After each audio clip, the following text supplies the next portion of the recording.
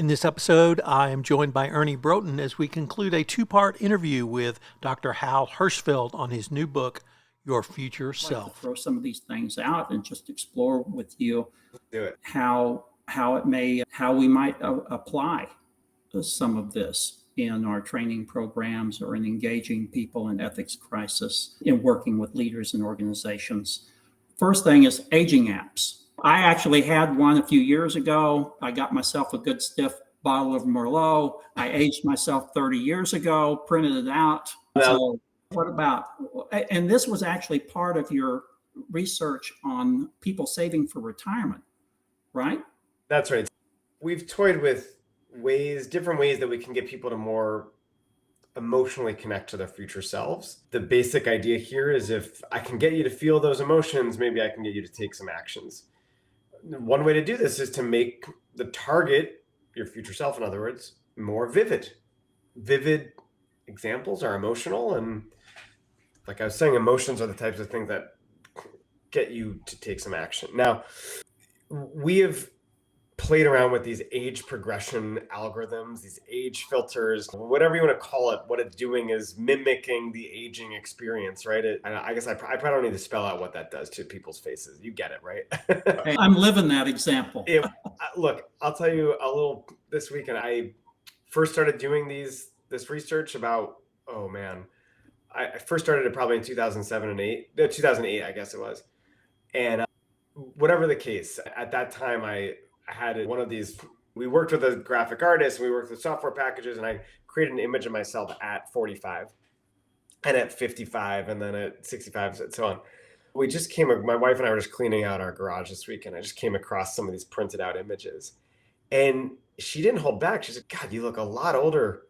You look a lot older even than the 55-year-old version of you. I'm in my mid-40s now. I thought, thank you for that.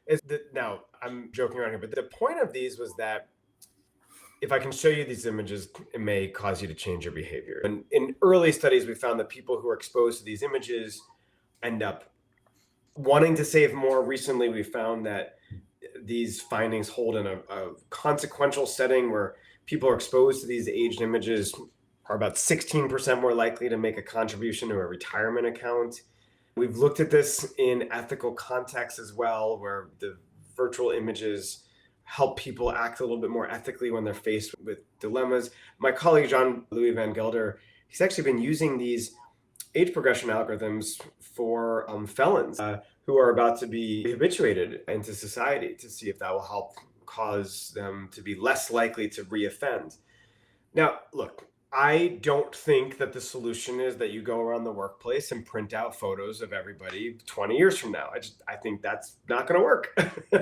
Now, is there a context, though, where having people relate to and think about their future selves with the aid of these images may help them relate to their work selves, the people that they will be and the people that they will be based on the decisions that they're making within their organization? I would think it'd be really interesting to try this sort of technique. I don't know if it's going to be in a group meeting or individual ones or whatnot, but tying it to decisions that are being made right now that will have consequences later. Because I think if you just show someone an image, I do not expect that to to make the difference, but it's got to be relevant. Yeah, it certainly gets people's attention. What about writing letters? Some other work has looked at writing letters to our future selves. More recently, researchers have found or explored writing letters to and then from future selves. And the basic idea is I write a letter to my future self, and then I basically try to write one back from that person. It's a fascinating exercise because it forces you to step into the shoes of your future self and see the world through their eyes. The nice thing there is it again makes that future self more vivid. There's some researchers who didn't use a letter or even an age progressed image, but worked with women in rural Kenya to go through a deep visualization exercise about their future selves. Where will they be? What will they be doing? And really thinking deeply about their feelings in the future relative to women who are in like an active control condition. Those women, and this is with thousands of people in the sample here, those women were more likely to chlorinate their water, which led to a decrease in diarrhea episodes for kids under 15, right? So this is a significant thing. They're also more likely to save money. So I raise this to say, I don't think it's just about letter writing or age progressed images, but if we can work with someone on really deeply visualizing their future selves and seeing that person and feeling their feelings, that's the type of thing that I think can hopefully change behavior. Yeah. How does that person feel? What kinds of things do they hear? How does it affect the different parts of their life in terms of their health, their financial situation, the quality of their relationships, and making that really a vivid felt experience, which most of us don't do very often. Yeah, exactly. I think that is, you said it really well. That's exactly right. Another thing this is related. What about getting into the habit or practice of talking to yourself from a third person? I know that sounds a little bit strange, but there's an ancient tradition called idealism, I believe, that where basically you adopt a third party perspective to yourself, and that kind of shifts your position in respect to making a big decision, just entering into dialogue with your present self. And I guess you could do that with your future self. Yeah. So I think that's, by the way, there's a great book called Chatter by Ethan Kross where he talks about self-talk, not in this sort of present and future selves way, but here what you're dealing with is, it's called self-distancing, stepping outside of yourself.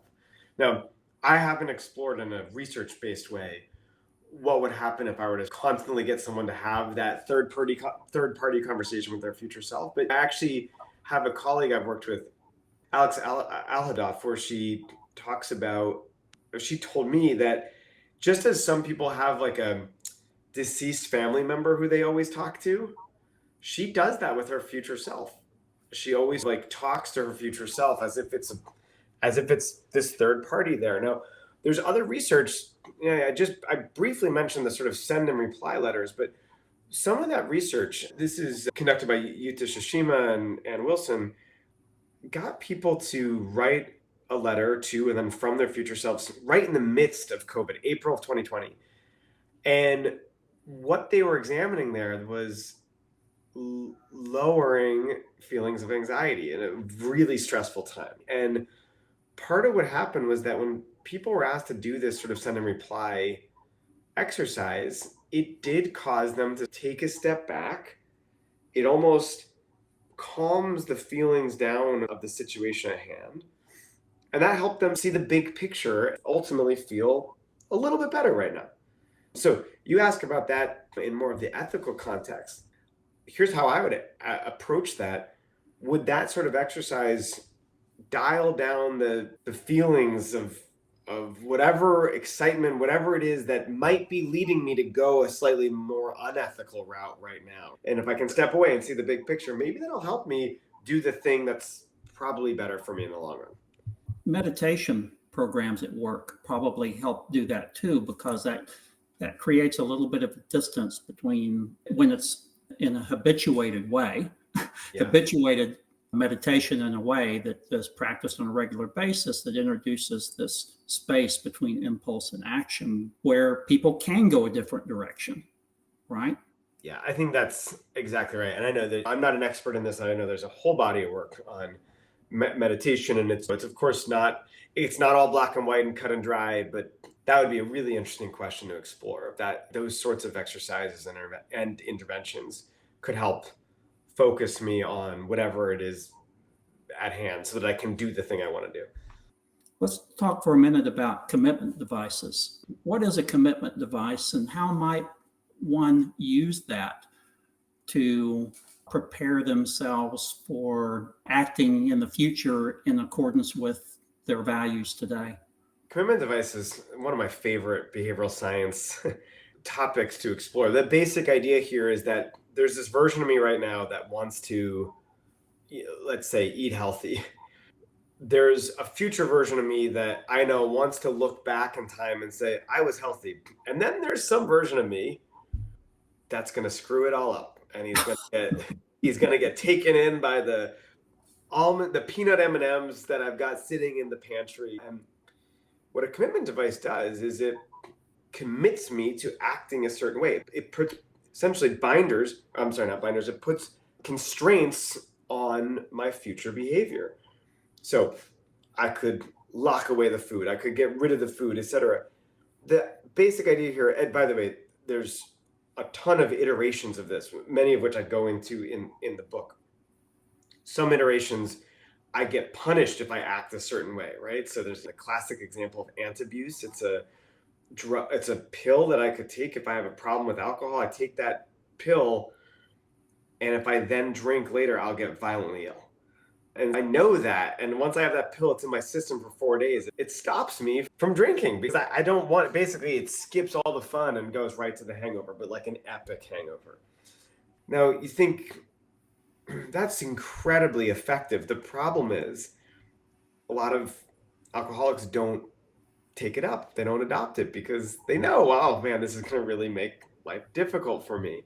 So part of the sort of nuance of commitment devices is figuring out something that's powerful enough to deter whatever the undesired behavior is, but not so powerful that I don't want to adopt it to begin with. It's a real fine line. It's a real tightrope to walk there. There are websites that can help with this, by the way. Just as a quick reference, stick.com with 2 Ks is a wonderful site to set our own commitment devices. Though I don't know that many of them on there are in the ethical domain. I think these are like often like diet and health and savings and like working. I'm gonna write a certain amount per day, these sorts of things. So it'd be really interesting to explore these in the ethics and compliance space as well.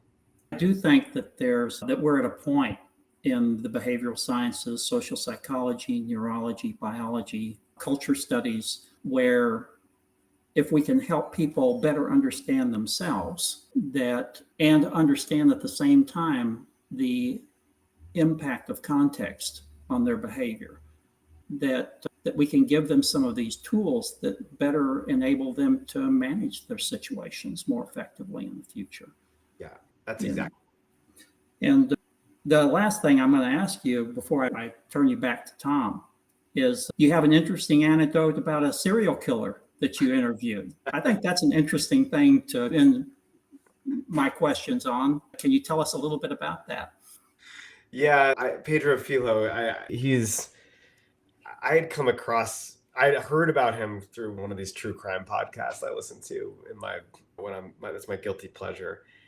And if you haven't heard of him, he's the real life inspiration for Dexter. So he was this Brazilian serial killer. He just died about 3 months ago. He was this Brazilian serial killer, one of the worst in Brazilian history. It's hard to know the exact count, but it's something like 70 people. Now, if there's any sort of accessible serial killer, it's somebody who kills only bad guys. This was this thing like Dexter, so I won't go into the details there. But by a very strange loophole in the Brazilian penal code, he was imprisoned for not the entirety of his life. I think it was about 35 years. So around the time that he gets into his 60s, he's let out of prison, and they can't figure out, they want to keep him in there. This is literally, I mean, he may have been the worst serial killer in history there, and yet he's released. But at some point while he was in prison, he decides he basically wants to just make a complete change. He has one of these sort of religious moments where he says, if I can just survive this period of time in solitary confinement, he prays to his God. He says, I will never be violent again. I'll never kill again. I'll never commit a crime again. And if I take him at his word, that is exactly what happened. He eventually gets out. He leads this very almost like monk-like life where he's going to bed early. He exercises every morning. He works at this like local bottling plant. He gives like speeches to like at-risk youth. I was deeply interested in his case because I'm really interested in this concept of different selves over time. That's how we started this call. And he struck me as someone who you could point to on the surface and say, he has been 2 different selves. And I worked really hard to try to talk to him, and I was actually able to. And I had this really interesting conversation with him with a translator. And one of the things he said to me was that he doesn't even recognize the person. He was disgusted by the earlier version of him. And that here is somebody with an absolutely clean break in selves. I know we can, is that really true? And we don't know. We'll never know. Unless I'm inside of his head, I'll never know whether he's the same or different as he was then. But the reason I was really interested in this is because I think it highlights the idea that there can be many of us over time. I think it's an extreme example. No one has to do this to think about it, but it also suggests that there can be different versions of us in the future, for better or for worse, right? It means we can change. It also means that we may not appreciate how the things we're doing right now will impact us later. And so that's why I wanted to talk to him. And it was a strange conversation, but ultimately a really rewarding one. And you render an interesting account of that in your book. And so I wanted to make sure I touched on that. Tom, you've been listening very carefully. Back to you, some of your thoughts and reflections. Sure, Hal. I'd like maybe to ask you to turn your head and look down the road a little bit. And first start with, are there any, I don't want to say technological solutions, but perhaps technological aids that we could look towards to help identify our future selves and then move forward to actually incorporate that into our current being? Or do you see AI as at least a potential to help us move in that direction? So I guess I want to first start with technological assets or technological aids that you might see that we could utilize. Sure. Look, short of the more sophisticated age progression, I don't think that's exactly where we're going with this. One of the things that I would be deeply interested in is what sort of AI or machine learning might I be able to use that can start being predictive of my own behaviors, right? So let's just say that I know I have the tendency to possibly cut corners, however that may be defined under certain circumstances. Or rather, let me say it a slightly different way. What if I'm worried about cutting corners at work, and however that means? Are there tools that could be used to help me figure out when am I likely to do that? What are the situations that arise that I couldn't point to that will tell me? Are there times when I'm more likely to lose my cool on email with my colleagues or Slack or whatever it is? I would love it if there was a tool that could say, you know what, hey, it's almost, imagine the analogy of your blood sugar is running low. It's time to eat if I'm diabetic or something like this.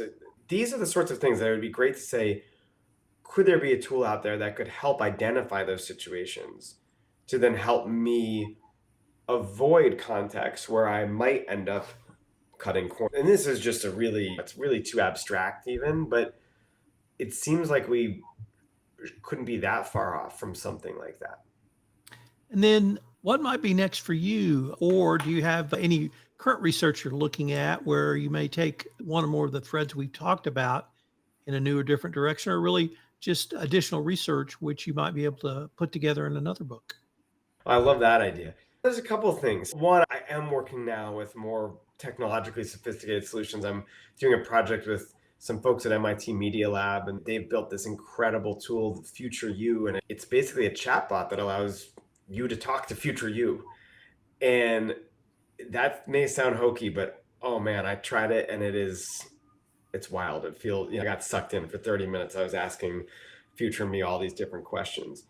And we're exploring how that may impact consumer feelings and behaviors. I'm also really interested in really long-term decision making. So looking at the end of life and even beyond, how will my decisions now impact me at the end of my life? But then beyond that, and this I think ties into some of the stuff we were talking about earlier, looking at sort of group and collective level decisions. The really interesting thing about the collective and the group is that my behaviors now as a part of that group will have consequences that outlast my own lifetime. You can think about that in the environmental space, and you can think about that in the organizational space, in the community space, whatever group I'm a part of, it doesn't stop when I stop.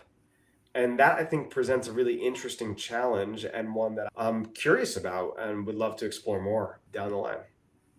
So before we close, Ernie, I wanted to ask if you had any final thoughts on either any of Hal's work, his book, Your Future Self, or what we've talked about in today's podcast. Thanks, Tom, and thank you, Hal. It's been a real treat for me to visit with you and to explore the concepts philosophically, but also in terms of practical application in our community of practice and ethics and compliance. And my hope is that maybe this podcast encourages people to get your book, to be thinking about some practical ways to engage employees in ways that leverage the power of the future self to drive our current behavior and conduct. And so I'm really excited to have had the opportunity to visit with you. Appreciate you and Tom both being here today and inviting me on the pod with you. Great. Thank you so much, Ernie. Hal, I wanted to ask, do you have a release date for your book? And will it be available the kind of the usual outlets? And if people wanted any more information on your research, your book, or yourself, what would be the best place or places for them to go?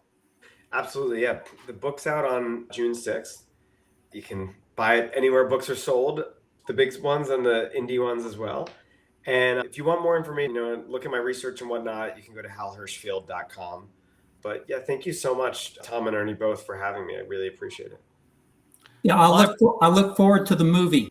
Hal, thank you again for taking the time to visit with Ernie and I. And Ernie, thank you for co-hosting this with me. And I look forward to seeing what we can all jointly come up with.